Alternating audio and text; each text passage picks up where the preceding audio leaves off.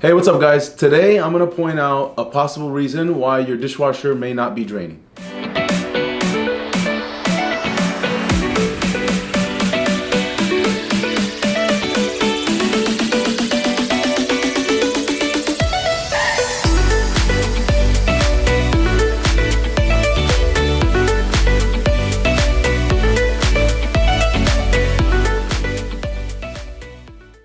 So, if your dishwasher drains into a garbage disposal, then this pertains to you. This right here is a garbage disposal, as you can see, that's usually mounted under the sink. And your drain hose for the dishwasher actually connects to this stem right here. As you can see, this part right here, this is where the drain hose from the dishwasher connects and then therefore draining through the garbage disposal.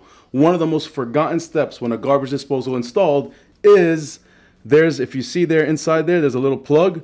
That plug right there needs to be notched out. Like it's already, perforated to where you can just notch it out with a screwdriver typically, but it is important that it is removed. They put that there this way. For those that don't have a dishwasher, they can still use a garbage disposal and then of course not have any water backflowing through the garbage disposal.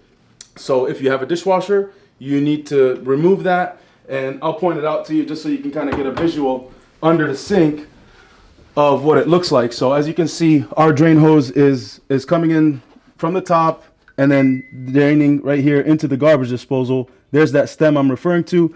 In our setup, since it's already installed, that plug that I was referring to is already notched out. So if you recently had your disposal replaced, or you replaced it maybe yourself, be sure to double check that plug was removed before going and calling a technician to check why your dishwasher is not draining. I really hope this video helps. Thanks for watching. Like and subscribe for more.